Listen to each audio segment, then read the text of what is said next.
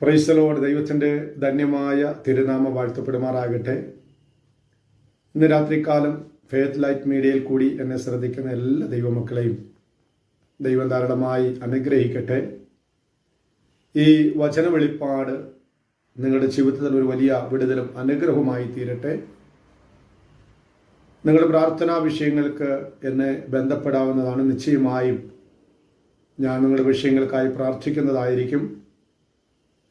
ഈ വചന വെളിപ്പാടുകൾ നിങ്ങളുടെ ഭവനത്തിനും നിങ്ങളുടെ തലമുറകൾക്കും നിങ്ങളുടെ എല്ലാ വിഷയത്തിനും ഒരു വിടുതലായി തീരട്ടെ എന്ന് ഞാൻ ഈ രാത്രികാലം ആശംസിക്കുന്നു. ഇന്ന് രാത്രികാലം ചിന്തിക്കുവാൻ ആഗ്രഹിക്കുന്ന ദൈവിക ചിന്ത, പ്രാർത്ഥിക്കുന്ന ഒരു ദൈവ പൈതലിനെ പരാജയപ്പെടുത്താൻ ആർക്കും കഴിയത്തില്ല എന്നുള്ളതാണ്.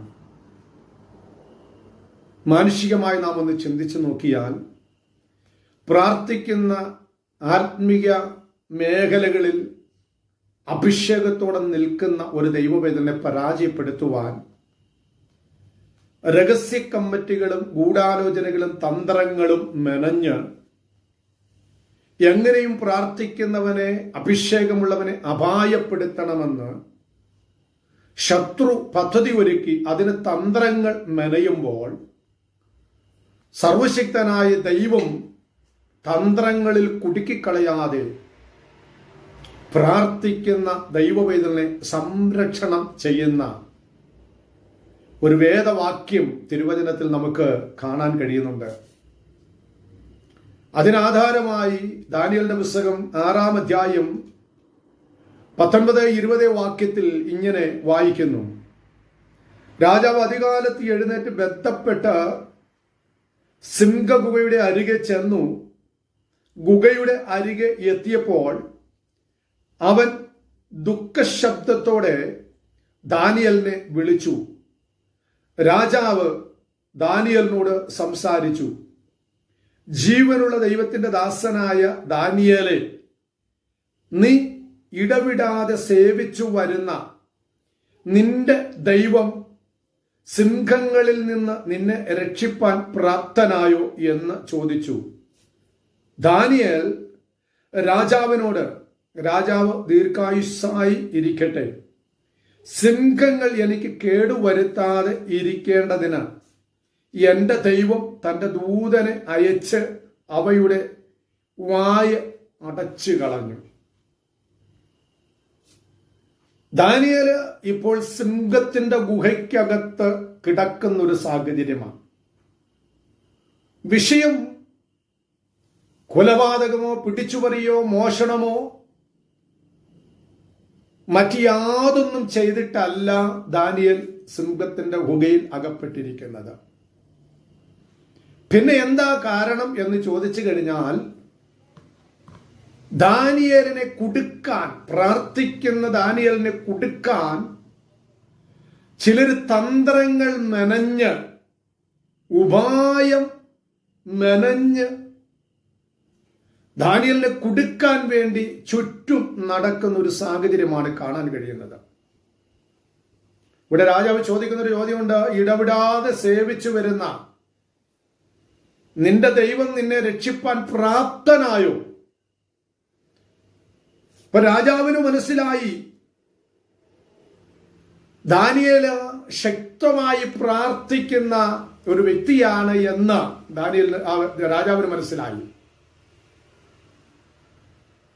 ഇവിടെ കാരണം സിംഹങ്ങളുടെ ഗുഹയിലിടാൻ ഉണ്ടായ കാരണമെന്ന് പറഞ്ഞു കഴിഞ്ഞാൽ പ്രാർത്ഥിക്കുന്നു എന്നുള്ളതാണ് ഒരൊറ്റ കാരണം.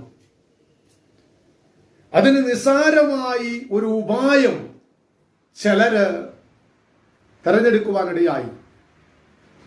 ആ ഉപായം എന്ന് പറയുന്നത് ഇവിടെ 6-7 വാക്യങ്ങൾ വായിക്കുമ്പോൾ കാണാൻ കഴിയുന്നുണ്ട്. ദാര്യാവേശ് രാജാവ് ദീർഘായുസ്സായിട്ടിരിക്കട്ടെ, രാജാവ് 30 ദിവസത്തേക്ക് തിരുമേനിയോടല്ലാതെ യാതൊരു ദേവനോടോ മനുഷ്യനോടോ ആരെങ്കിലും അപേക്ഷിച്ചാൽ അവന് സിംഹങ്ങളുടെ ഗുഹയിൽ ഇട്ടുകളയും എന്നൊരു രാജ നിയമം നിശ്ചയിക്കണം. കാരണം മറ്റൊന്നുമില്ല, ദാനിയേലിനെ എങ്ങനെയെങ്കിലും കുടുക്കണം, എങ്ങനെയെങ്കിലും പരാജയപ്പെടുത്തണം. പ്രാർത്ഥിക്കുന്ന ദൈവവേദലെ, നിന്നെ വളർത്താനല്ല ജനം ആഗ്രഹിക്കുന്നത്, നിന്നെ തകർക്കാനാണ്. തകർക്കാൻ ജനം പദ്ധതി ഒരുക്കുമ്പോൾ ദൈവത്തിന്റെ പദ്ധതി നിന്നെ തകർക്കുക എന്നല്ല, നിന്നെ ഉയർത്തുക എന്നുള്ളതാണ്. നീ സ്നേഹിക്കുന്ന, നിന്നോടൊപ്പം നിൽക്കുന്ന, നിന്റെ കൂടെ നിൽക്കുന്ന പലരും നിന്നെ തകർക്കാനും പരാജയപ്പെടുത്താനും ഒതുക്കിക്കളയാനും ചവിട്ടിത്താഴ്ത്താനും പദ്ധതി ഒരുക്കുമ്പോ സർവശക്തനായ ദൈവത്തിന്റെ പദ്ധതി എന്ന് പറയുന്നത് നിന്നെ തകർത്ത് കളയാനല്ല, നിന്നെ ഉയർത്തി മാനിക്കാനാണ്. ഇവിടെ ഒരു തീർപ്പ് കൽപ്പിച്ചു രാജാവിനെ, മനുഷ്യനെ, ദാരിവേശിനെ ആരാധിക്കാത്ത ആരാണെങ്കിലും സിംഹത്തിന്റെ ഗുഹയിൽ ഇട്ടുകളയുക എന്നൊരു തീർപ്പ്. അതിനർത്ഥം പ്രാർത്ഥിക്കുന്ന ദാനിയേലിനെ എങ്ങനെയും പരാജയപ്പെടുത്തി കളയണം. ദൂത് വിളിച്ച് പറയാം, പ്രാർത്ഥിക്കുന്ന ദൈവവേദലെ, ആരാധിക്കുന്ന ദൈവവേദലെ, അഭിഷേകത്തോടെ അന്യഭാഷയോടെ ദൈവിക ദർശനങ്ങളെ വെളിപ്പെടുത്തുന്ന ദൈവവേദലെ, നിങ്ങളെ പരാജയപ്പെടുത്തി കളയാൻ ദുഷ്ടൻ പദ്ധതി ഒരുക്കുമ്പോൾ, പിശാച് തന്ത്രങ്ങൾ മെനയുമ്പോൾ പ്രാർത്ഥന പരാജയപ്പെട്ടു പോകരുത്. രേഖ എഴുതിയതിന്റെ നടുവിലും പ്രാർത്ഥിക്കാൻ തയ്യാറായ ദാനിയേലിന് വേണ്ടി ദൈവം അത്ഭുതങ്ങളെ പ്രവർത്തിച്ചു. ഇവിടെ രാജാവിനോട് കൽപ്പിച്ച് ഒരു രേഖയൊക്കെ തയ്യാറാക്കി ദാനിയേലിനെ കുടുക്കാൻ പദ്ധതി ഒരുക്കുമ്പോൾ ഈ വാർത്തയറിഞ്ഞ ദാനിയേല്, ആമേൻ, 10ാമത്തെ വാക്യത്തിൽ ഇങ്ങനെ വായിക്കുന്നു, എന്നാൽ രേഖ എഴുതിയിരിക്കുന്നു എന്ന് ദാനിയേൽ അറിഞ്ഞപ്പോൾ അവൻ വീട്ടിൽ ചെന്ന് അവന്റെ മാളിക മുറിയുടെ കിളിവാതിൽ യെരുശലേമിന് നേരെ തുറന്നിരുന്നു. താൻ മുമ്പ് ചെയ്തു വന്നതുപോലെ ദിവസം 3 പ്രാവശ്യം മുട്ടുകുത്തി തന്റെ ദൈവത്തിന്റെ സന്നിധിയിൽ പ്രാർത്ഥിച്ച് സ്തോത്രം ചെയ്തു. ഇത് മനസ്സിലാകുന്നു. സിംഹത്തിന്റെ ഗുഹയ്ക്കകത്തളത്തിൽ വീണ ദാനിയേലിന്റെ ജീവിതത്തിൽ പരാജയം സംഭവിക്കാൻ അവൻ ഇടവരാതിരുന്നതിന്റെ കാരണമെന്ന് പറയുന്നത്, പ്രതികൂലത്തിന്റെ രേഖ എഴുതപ്പെട്ടപ്പോഴും മരണത്തിന്റെ വാറണ്ട് തന്റെ കരങ്ങളിൽ ലഭിക്കപ്പെടുമ്പോഴും ദാനിയേൽ നിരാശപ്പെടാതെ തന്റെ മാളിക മുറിയിൽ കടന്നു ചെന്നിട്ട് കിളിവാതിലുകളെ തുറന്ന് യെരുശലേമിന് നേരെ പതിവുപോലെ ദൈവത്തോട് പ്രാർത്ഥിക്കുവാനിടയായി തീർന്നു. ഈ കിളിവാതിൽ എന്ന് പറയുമ്പോൾ വീട്ടിനകത്തെ ജന്നലിനെ കുറിച്ചല്ല ഞാൻ പറയുന്നത്.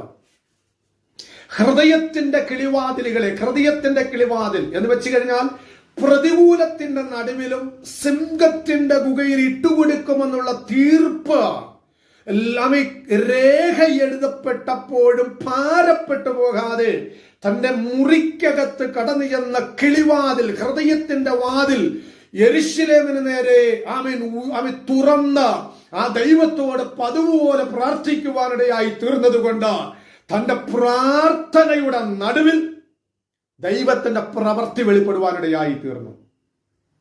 സിംഹങ്ങൾ തനിക്ക് കേടുവരുത്താതെ ദൈവാത്മാവ് തന്റെ ദൂതനെ, ദാനിയേൽ ചെന്നു വീഴുന്നതിന് മുന്നമേ ദൂതൻ അവിടെ ഇറങ്ങി സംരക്ഷണം ചെയ്യുവാനിടയായി തീർന്നു.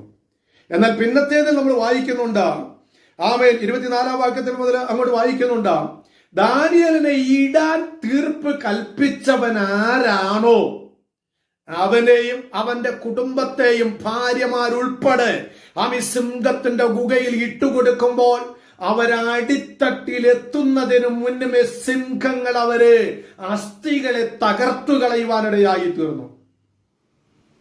നിന്നെ പരാജയപ്പെടുത്താൻ നോക്കുന്നവരാരാണെങ്കിലും, നിന്റെ ആത്മീയത്തെ തകർക്കാൻ നോക്കുന്നവരാരാണെങ്കിലും, നിന്നെ മുടിച്ചു കളയാൻ പദ്ധതി ഒരുക്കുന്നവരാരാണെങ്കിലും, ദൈവാത്മാവ് വിളിച്ചു പറയുന്നു, അവനെ സന്ദർശിക്കുന്ന ഒരു സുദിനമുണ്ട്.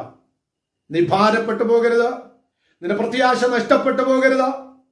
ആ ദൈവസന്നിധിയിൽ ഏൽപ്പിച്ചു കൊടുക്കാൻ തയ്യാറാകുമ്പോൾ നിനക്കെതിരെ രേഖ എഴുതിയവരാരാണെങ്കിലും അവര് സിംഹത്തിന്റെ ഗുഹയിൽ ഇട്ടുകൊടുത്തപ്പോൾ അടിത്തട്ടിലെത്തുന്നതിന് മുന്നമേ അവരുടെ അസ്ഥികളെ തകർത്തു കളഞ്ഞു എങ്കിൽ എനിക്കും നിങ്ങൾക്കും എതിരെ മുന്നിൽ നിൽക്കുന്ന ശത്രുവിനെ ദൈവാത്മാവിൽ നിന്ന് നിഗ്രഹിച്ച് നിന്നെ സിംഹത്തിന്റെ ഗുഹയിൽ പ്രതികൂലത്തിന്റെ നടുവിൽ നിന്ന് കരം പിടിച്ചുയർത്തി മാനിക്കുവാൻ തക്കവണോടെയായി തീരും.